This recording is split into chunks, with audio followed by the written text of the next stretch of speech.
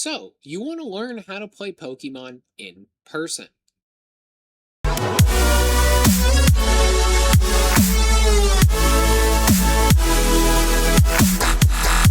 So, you want to learn how to play in person. And sorry to repeat from the intro, but this is something that is kind of a big leap.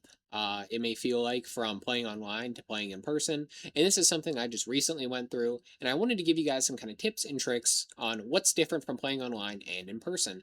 And specifically, what are some of the things that you need to, of course, bring with you, but need to learn as you start going in and actually playing in person? So, the first thing, we'll go over what you need to bring with you. And some of these should be pretty obvious, but we'll move forward. This is my deck box. This is a more dripped out one. You don't need to go anything super crazy, but it, of course, has my deck in it. This is my Lopunny deck. And it also has dice. Dice are used as both coins. You can do coin flips with dice. It is usually evens are heads, odds are tails. You can also bring the Pokemon coins, and it is usually good to bring like the status condition markers like poison, fire, and things like that you normally get from like say ETBs. And that's where I usually get a lot of my dice. I have so many dice because I open so many things that it's too much. And I even have normal dice that I originally bought because I wasn't sure how many dice, but there's too much. I have too many dice. But another thing that you should also bring with you is another deck, and this is just one of the Ultra Pro things. But this is my Dragapult deck. You can see the Hoot Hoot from my Noctowl drawing there. But it's nice to bring multiple decks with you. If you are actually playing, and say you get done, if you're playing competitively, you can just hang out and you can talk to people. And that's one of the really big differences from playing online and in person. You actually get to talk to the person across the table from you. Of course, some people aren't as chatty as others, but it is usually best to talk through what you're doing. And we'll get into that a little bit more later. I don't have a ton of room where I'm sitting, so I'm bending over to pick up my stuff. I also bring these. These are really big binders of playable Pokemon cards and trainer cards, respectively. I have a lot of these here because it is nice to be able to trade for some of the cards that I need. Like, I needed Pokepads a couple weeks ago, and I was able to trade with a guy and help him get some cards for his deck, and he was able to get me some Pokepads because apparently those were super rare for a while. I will admit I paid like $30 for 4 Pokepads, and it really hurt me inside seeing now they're $1 each. But I have a ton of ace specs. I have a ton of different things. I also help people kind of drip out their decks. Like with this enhanced hammer right there. You don't really need to drip out a deck. Some people like to. I personally like switching up some of the cards in my decks. Like I will have, say, if it's an Ethan's Adventure, I'll have one of the normal, one of the hollow, and or reverse hollow, and one of the kind of lower end full arts. Like I not like the $50 one, like the cheaper full art. And that's because it helps me remember my cards a little bit better. Some of the things I've already talked about when playing online. Another thing, you should have a deck mat. If you've noticed from my openings, if you watch both my openings and my Pokemon content, I've stopped using my deck mat, and that's because I've taken it to be able to use it in person. And finally, one thing, where did I set that? Oh, there it is. One thing that I also really like to bring is a little notebook. I actually cut up a notebook from my Dollar General. It is able to help you write down what cards you think are prize locked, what cards you think your opponent is going to use, and potentially how you can look at your notes and be like, hey, how do I want to address what I anticipate them doing? And that way you can kind of have a full blown strategy in your mind going forward. It's very important to know your prize cards. If you watched any of my videos recently, you may be looking at me and be like, Mason, you already knew your prize card or your cards were prize locked. Why did you do that? And the thing is that's because I wasn't taking notes or remembering what cards I had prize locked away. So just keep that in mind. And one other thing, only if you're playing competitive may you need this, but your play, I want to cover up my name and my number. Your play Pokemon card, you usually need to sign into events with that, and that is how you kind of get the play packs that I have been opening.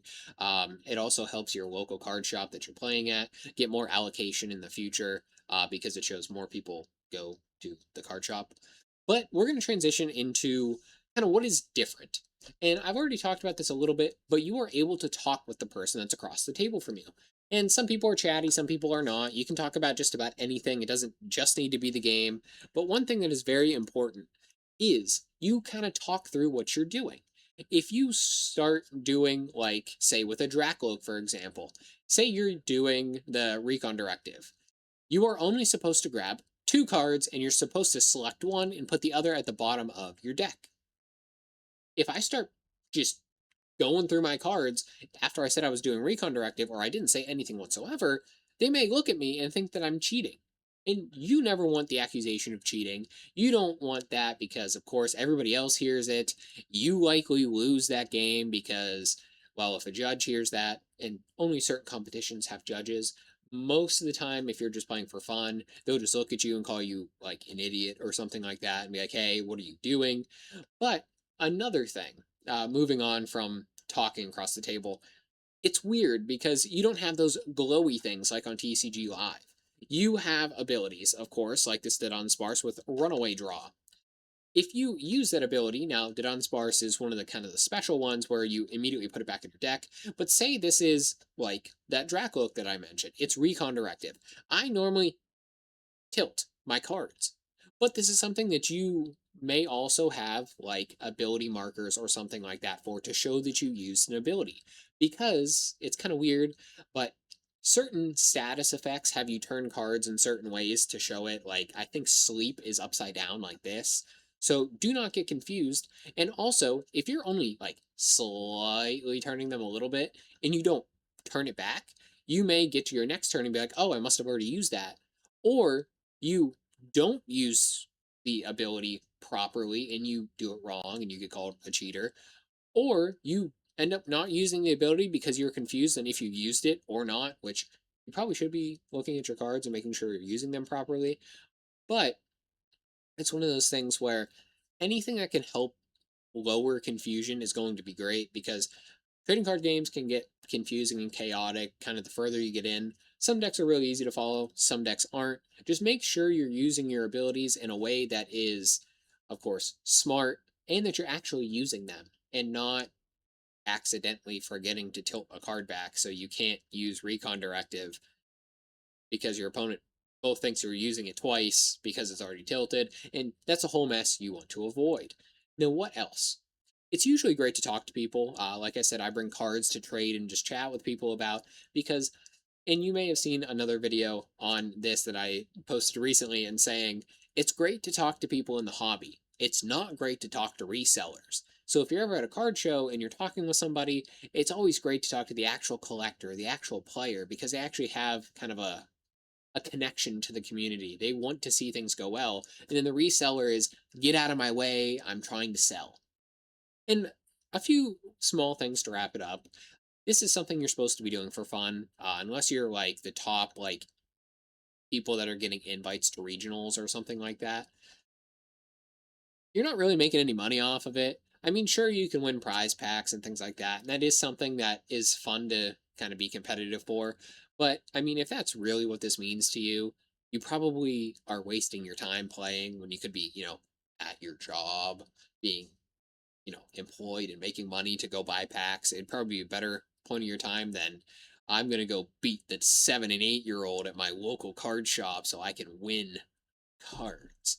But no, I mean, it's for fun for the most part, unless you truly are really good at the game and you're competitive. I had somebody comment on one of my recent videos, and this is kind of a plug also. If you want to submit any of your decks in the comments, I'll play them, I'll try them out. I had one guy, and I was really flattered that he said this. He's like, I want somebody actually good to try playing these decks. And I'll say, I'm not actually good at this game. I'm just vocal about playing this game because I enjoy it and I like it. But I am putting out videos of me playing commenters decks and then kind of changing them up and putting them in my style. So, because my style is a little bit different than a lot of other people's. But I enjoy doing this content, this commentary, this different gaming mashup with in-person different things. That's kind of what this video is. Of course, you're in person, which is a step from being online, and there is a little bit of different etiquette that you have when you're actually playing in person as opposed to playing online. But It's fun. If you want to take that leap, I highly encourage you to do so. There's some great people. Now, it may be a little bit awkward meeting new people, but that's just kind of how it goes. We'll wrap this up. If you like this content, you want to see more of it, please subscribe, please comment, please like, please share it to somebody that you think would find it interesting, because I find this interesting, and I hope you guys find this interesting as well.